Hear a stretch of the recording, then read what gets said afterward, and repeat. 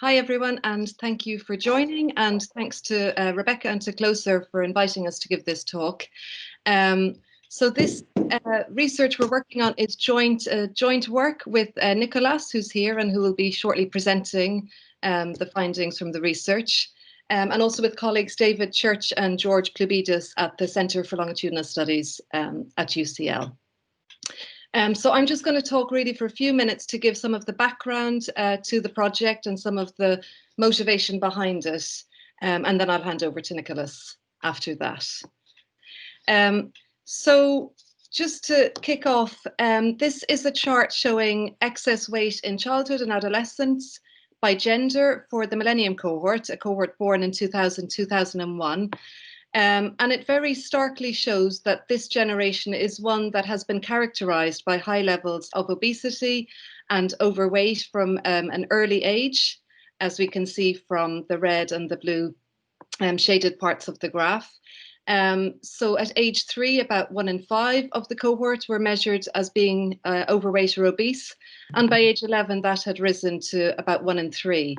And that has remained pretty stable since.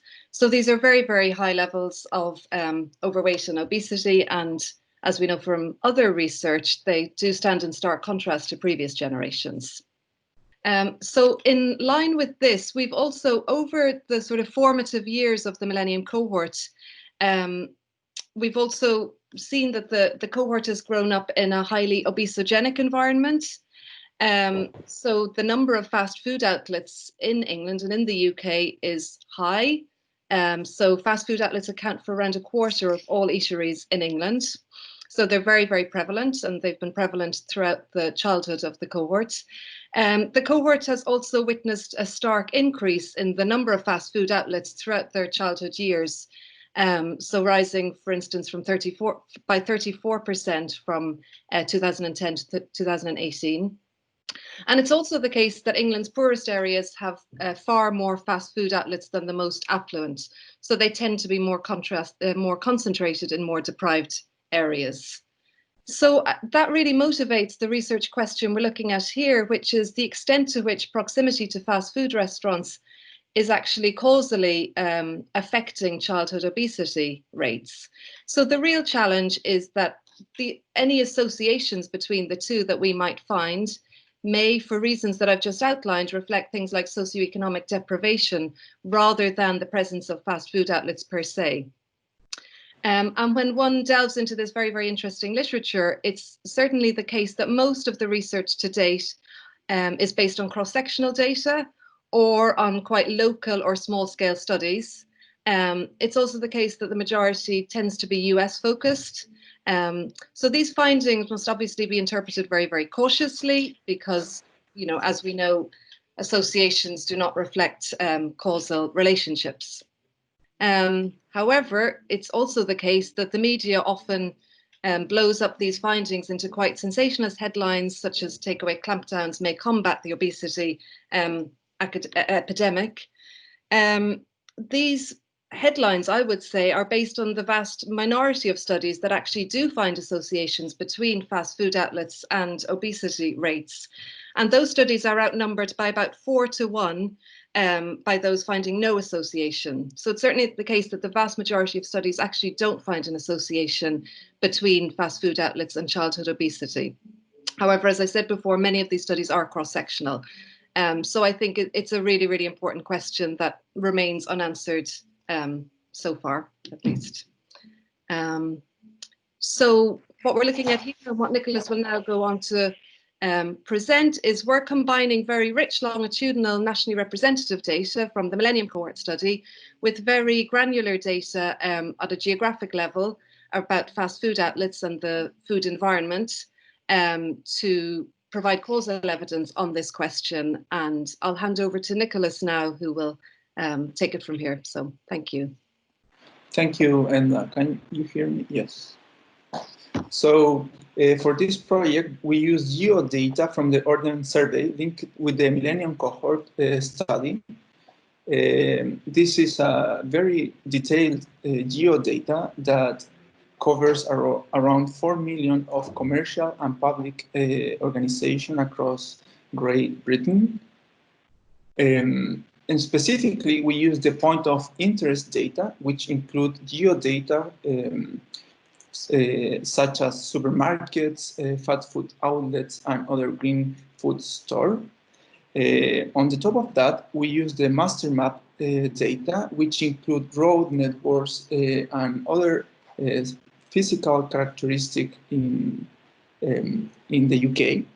So we use this data with the Millennium Cohort to create for each individual the number of fast food outlets using the geodata around 400, 800, and 1600 road network buffers around each cohort member's residence and schools. And we did that at ages 7, 11, and 14.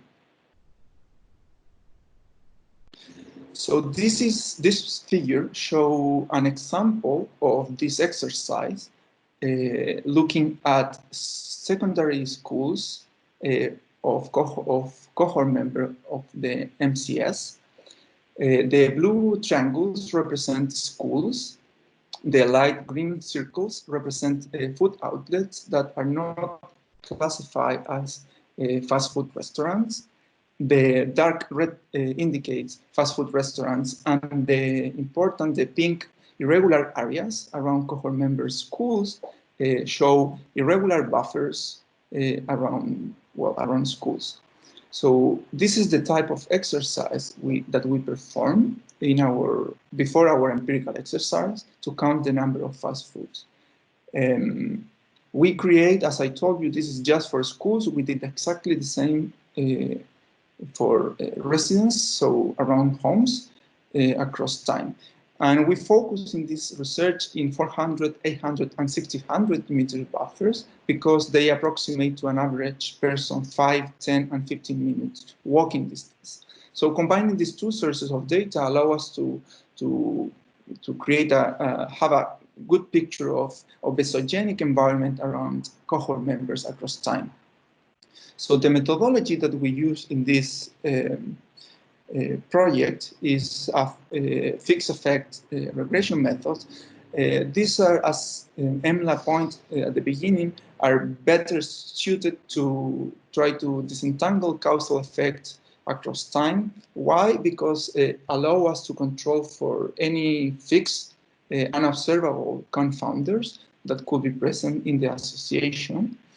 And additionally, we are able to control for other characteristics that the literature have found that are important to predict BMI across time. So in this specific research, we control, for example, for the physical activity that the cohort member did, and other variables such as if the cohort member skipped breakfast and socioeconomic characteristics such as the highest education, maternal education, among other ones. So the definition of our fast food exposure is the following. So we count the number of McDonald's, KFC, Burger Kings, Wimpy, Subway, Pizza Hut, and Domino's Pizza, fish and chip shops, kebab shops, and chicken chops around cohort members, and we run this regression. So each outcome in this regression are BMI. The F represent the number of fast food at different buffers. So here I'm showing you two models because I'm going to show you results of these two models. So in the first model, we count fast food outlets between 0 and 400, and we run a regression using that exposure. We did it again, but now counting the number of fast food between 0 and 800, and we did it again with 0 and 1600. In model 2, to try to have a better picture of this, we create these joint buffers, as it's shown in the figure at the top, at the bottom, to count the number in these specific areas.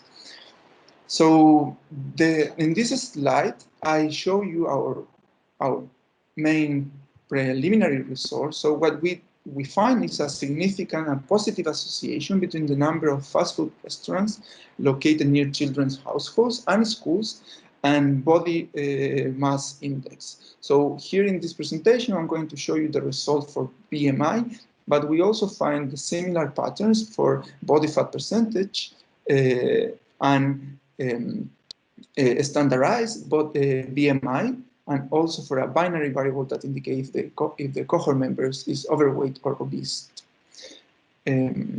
These estimates are, importantly, are higher among those children whose parents have relatively low education.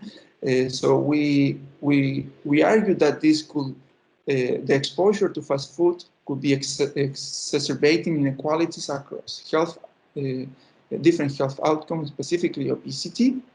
And then, because we consider, and previous literature have pointed out that the transition to secondary school is important when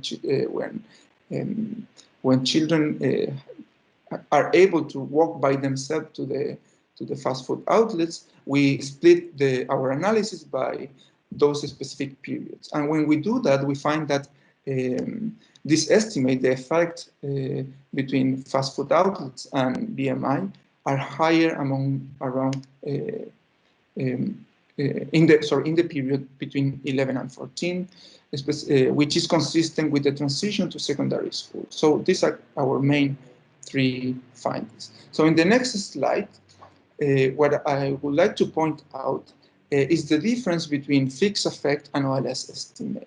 This is to show how relying on OLS evidence, cross-sectional evidence, will lead to some to overestimate sometimes the effects. So in this case, I'm just showing you the first model.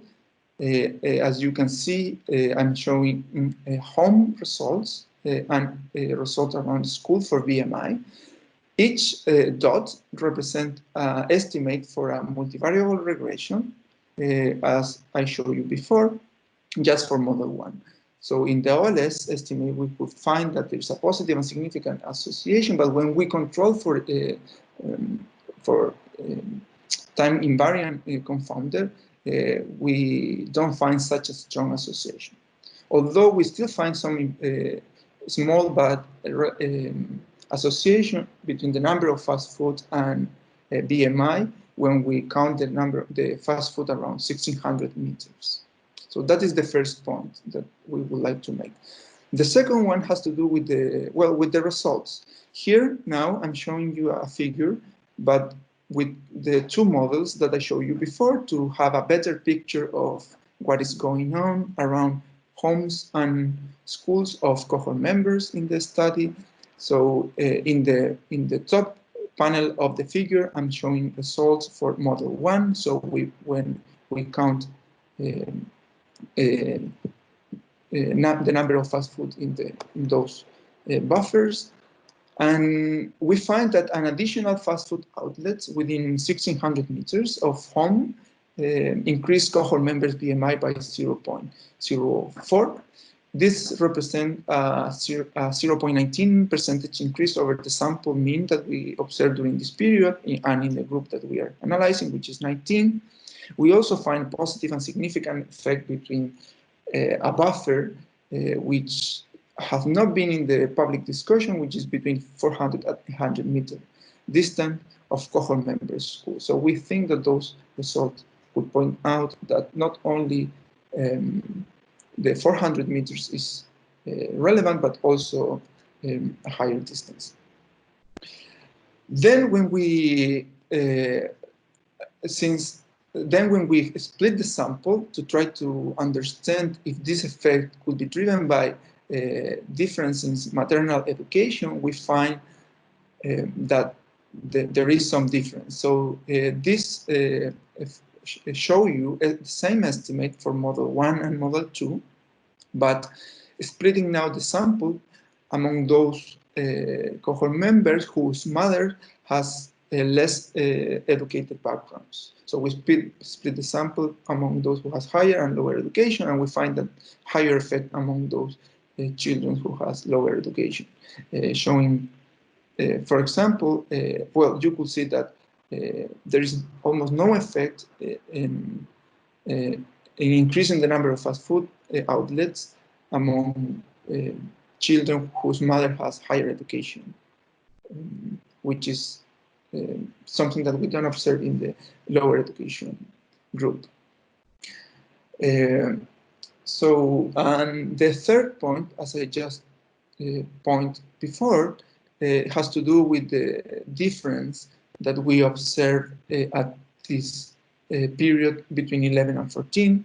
So here I'm showing exactly the same results, but now splitting the sample by 7 and 11 and 11 and 14 years old for model 1 and 2. And on the bottom right, you could see that the results, we find higher effect among cohort members in the 11 and 14 age period that we find are consistent with the transition to secondary school. So to summarize our result, so as I told you before, this pattern that we observe are not only observed for BMI, and are also observed for body fat and standardized BMI. So we think that they're very consistent across different definitions of obesity. But the takeaway is that the increase the number of fast food restaurants located near children's households and children's schools is associated with an increase in body mass index. However, these effects are relatively slow.